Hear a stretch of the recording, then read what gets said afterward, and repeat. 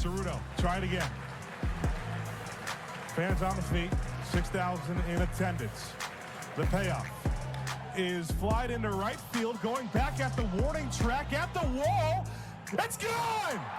Go ahead, 3-run home run for the senior. Peter Ceruto has given the Indiana Hoosiers the lead.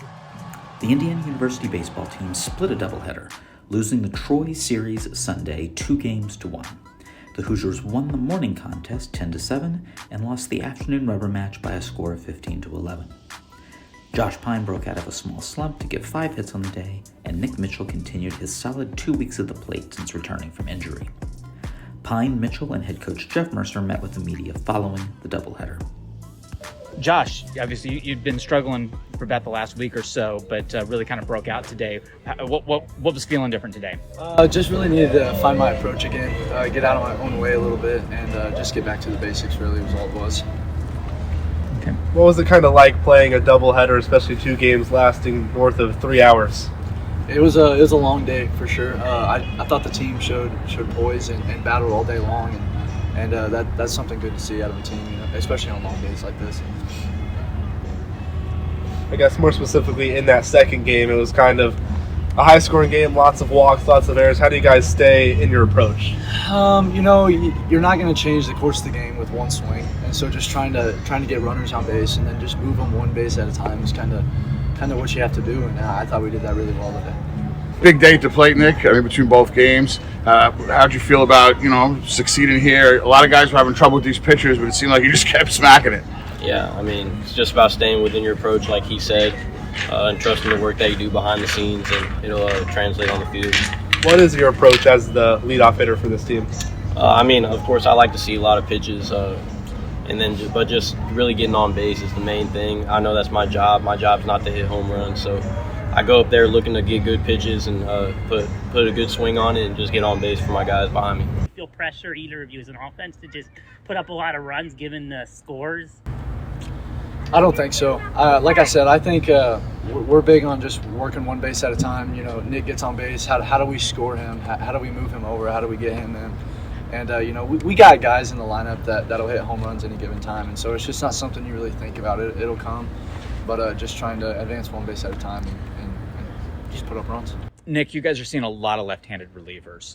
So as the left-handed hitting group, are you guys doing something specific to try to deal with left-handed pitching?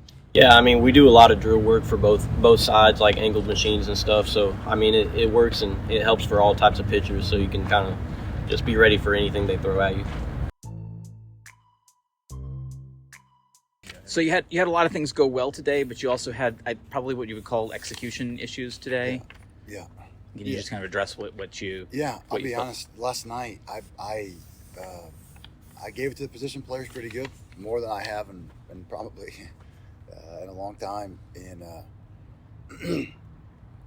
I just didn't think that we competed very well. I thought we were a little bit dejected, maybe not dejected. That's not the right word, but frustrated. And last weekend didn't go awesome, and you're battling and all that kind of stuff, and so you're frustrated. And so we had a good conversation last night, and I really challenged them.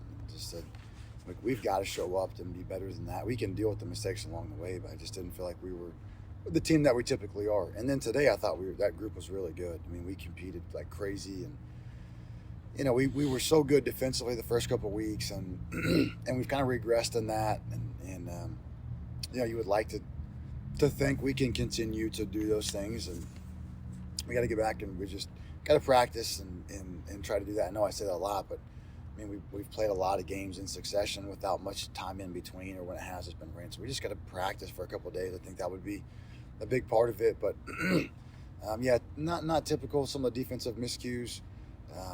We had a base running miscue where we're trying to make something happen that's probably not there. Kind of just need to get out of the guy's way, and ends up being probably a run or two in that inning as well. So, yeah, from the position player group standpoint, it was a great day in totality. But we talked about when we get back and we have a chance to kind of go over postgame notes. Let's not take away from the fact that they did respond. They responded really well. They responded to the challenge, and they were terrific offensively. It was the first time. It was just like a slugfest, just back and forth. And we've been a little bit of front runners, and so we'll get a lead and kind of hold it and then kind of pull away. And we haven't been in a back and forth affair, and today was the first time. I thought they did a really good job with that, but we have to go back in and address some of the other things with them. Yeah. Are you feeling any deja vu? Like, which way do you think? Because 2 years ago, obviously, you were having some high-scoring games with pitching as you are early here, and it wasn't going too well, and it never got put it together. Last year, too early wasn't great, and then you figured it out. So are you more concerned that this could end up like it did 2 years ago, or optimistic that you're going to start to get going here, much like you did last year? Yeah, we'll get it ironed out.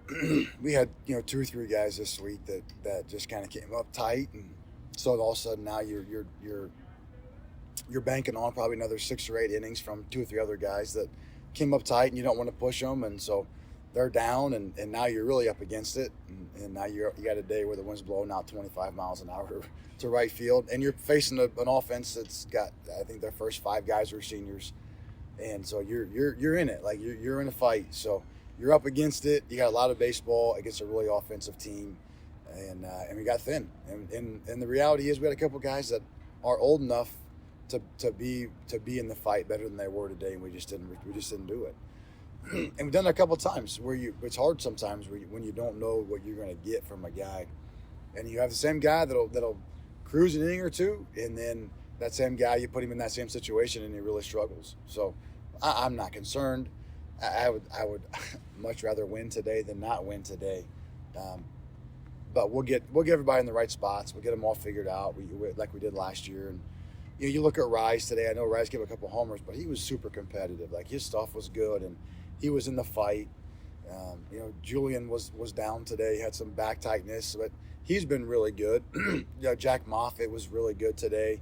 And so you start adding those guys up, and once we get on a more regular schedule, hopefully this is like no more doubleheaders on Sundays. Let's not do that anymore. We'll get him squared away. So is this going to be a long-term with Julian, or are we going to see him again? He'll be fine. Yeah. He just had some back tightness. So it was 27 degrees. So it was not shocking. He was a little bit tight, but yeah, he'll be okay. You mentioned Troy's got a good offense. How much of that was compounded with the double-digit walks in both games today? Yeah, it was a huge part of it. Yeah. And, tight zones, and that was fine. Like, I would prefer to have a tight zone, have a true zone, but they're tight zones. And we weren't competitive enough, and we didn't attack enough in those situations. So, yeah, you give good offenses free bases, and they're going to go. They're going to go. And they did. And we added a few errors in there. We added a few fielding errors in there. Now, I'm not going to belabor the point too much because those position guys were on the field for 7 hours today. So, we put those together. It's the primary cause of their run production is free bases.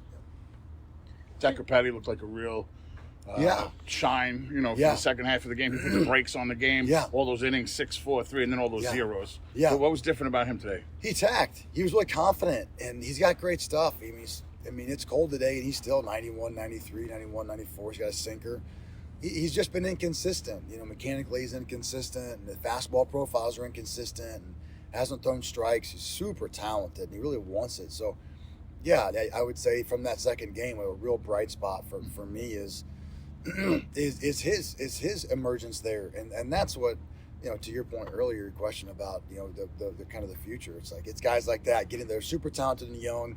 They get in there and they take it. It's like, okay, now we got to do that again. The next time we get in there, that's what we expect. It's 92, 94 with a good sinker and a slider for a strike. He was excellent. And so, yeah, that was a bright spot for sure. I agree. In the first game, you had a few situations in which they got some easy hits against your defensive shifts.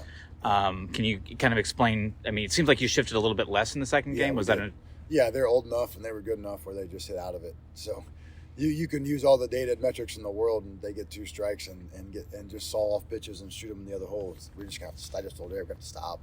and I don't want this said disrespectfully, because he worked so hard to put together all that information and all those shifts, and it's right.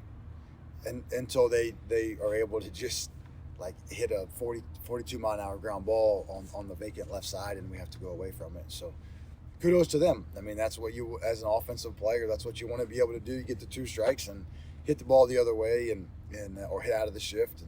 it's easier said than done, but they were able to do it, and so we couldn't just continue to have the extreme shifts that we had earlier.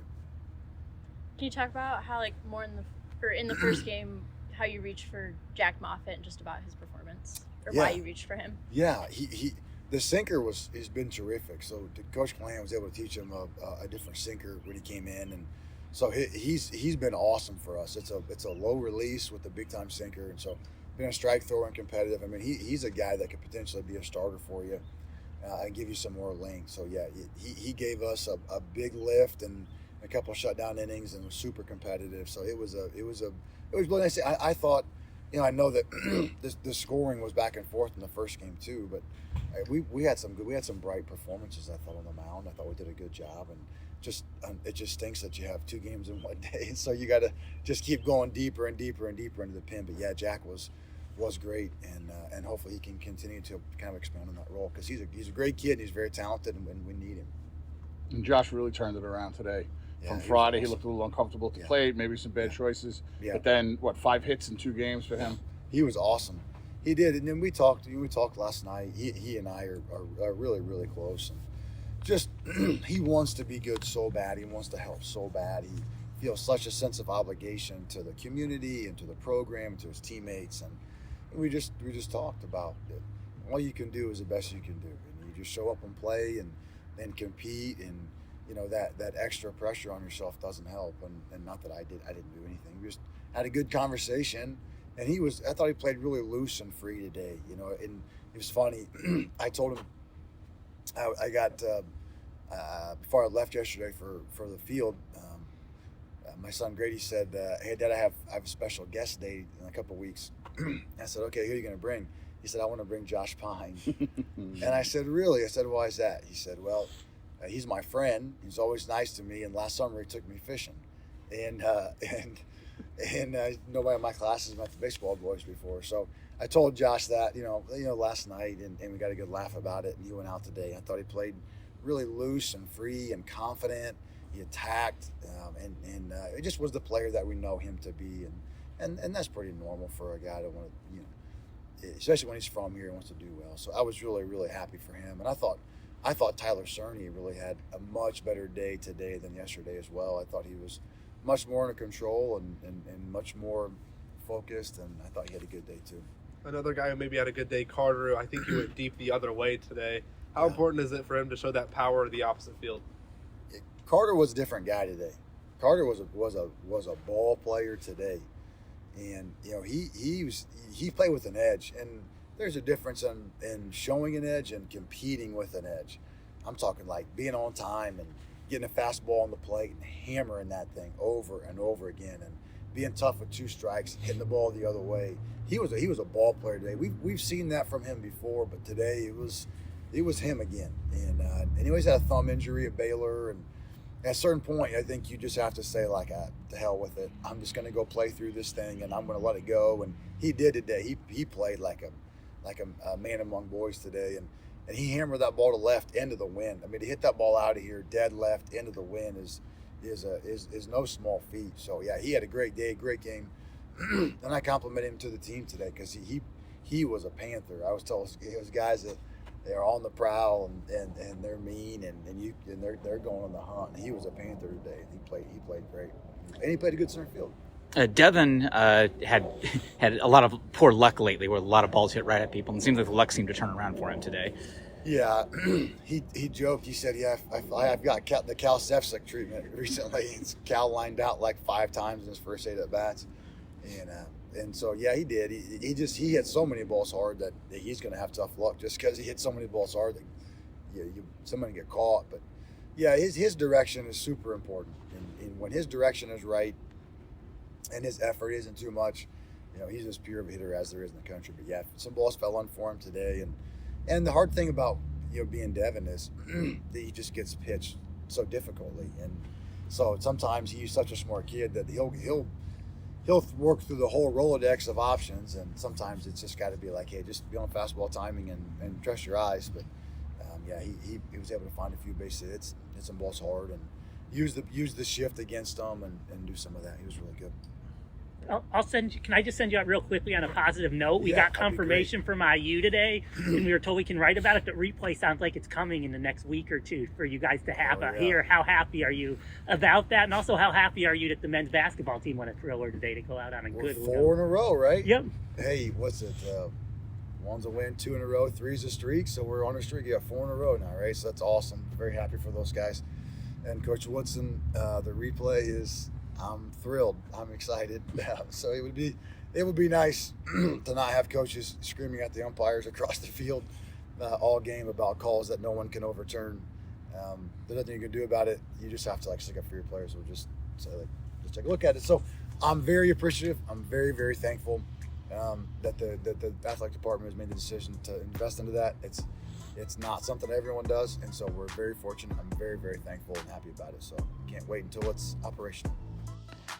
Indiana next travels to Nashville, Tennessee on Tuesday night at 7 p.m. against number 9 Vanderbilt, before coming home Wednesday for a 5 p.m. game against Illinois State. See you at the BART.